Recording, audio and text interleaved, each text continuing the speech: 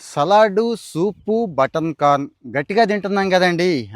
Sweet corn చాలా బాగా తింటున్నాం, ఇష్టంగా తింటున్నాం. మంచిదే. ఎందుకంటే మిగిలిన వాటితో పోల్చుకుంటే రిచ్ ఫైబర్ ఉంటుంది. మెగ్నీషియం, భాస్వరం పోషకాలతో పాటు విటమిన్ ఏ, ఈ, కేలు కూడా ఉంటాయి కదండీ! మంచిదే. కానీ రైతులు లాభపడట్లేదండి. ఈ స్వీట్ కార్న్ ఇప్పుడు మనం ఏదైతే స్వీట్ కార్న్ తింటున్నామో ఇది మామూలు స్వీట్ కార్న్.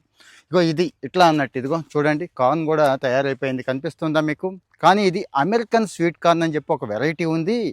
గుజరాత్లో భావనగర్ ఆ ప్రాంతంలో సక్సెస్ మామూలుగా లేదటండి. అంటే రీసెంట్గా కావాలంటే మీరు మెయిన్ స్ట్రీమ్ మీడియా కూడా చెక్ చేసుకోవచ్చు. ఒకప్పుడు గుజరాత్ అంటే ఎక్కువ ఏది పండించేవాళ్ళు పత్తి, ఆ తర్వాత ఇక ఏదేదో పండిస్తూ ఉండేవాళ్ళు. ఈ మధ్య అమెరికన్ స్వీట్ కార్న్కి చక్కగా డైవర్ట్ అయిపోయారు.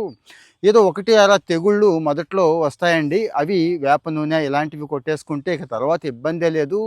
దిగుబడి కూడా బ్రహ్మాండంగా ఉంటుంది. అంతంత లావు గింజలు, అంత పెద్ద పొత్తండి. మీరు చూసే ఉంటారు అక్కడక్కడ మీకు కనిపించి ఉంటుంది. చెప్పండి, ఒక పొత్తు ఎంత రేటు ఉందో కూడా చెప్పండి. అంటే అందులో కనీసం మిగిలినవన్నీ పోయినా రైతుకి సగమైనా మిగులుతుంది కదా.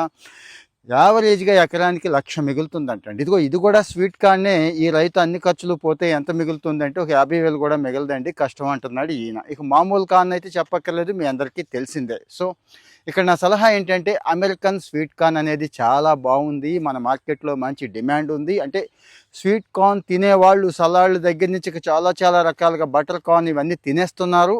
మంచిదని ఇష్టపడుతున్నారు. మంచిదే. మిగిలిన జంక్ ఫుడ్స్ వాటితో పోల్చుకుంటే కార్న్ సూపర్ కదండి. సో మరి అవగాహన పెరుగుతుంది కాబట్టి డిమాండ్ కూడా పెరిగే అవకాశం ఉంది.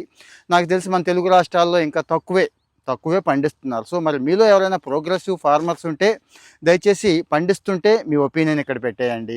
లేదు ఇంకా విత్తనాలు అవి కావాలంటే అవి కూడా పెట్టండి. ఆ విత్తనాలు సప్లై చేసేవాళ్ళు కూడా ఇక్కడ ఉన్నారండి, మీరు కూడా పెట్టండి. మీ ఒపీనియన్ కూడా పెట్టండి. ఎందుకు అంటే రైతు కోసం ఈ మాత్రం సమాచారం షేర్ చేసుకోలేమా? సోషల్ మీడియాని 10 మందికి ఉపయోగపడే మంచి ప్లాట్ఫామ్గా ఉపయోగించవచ్చు అని నేనైతే బలంగా నమ్ముతాను.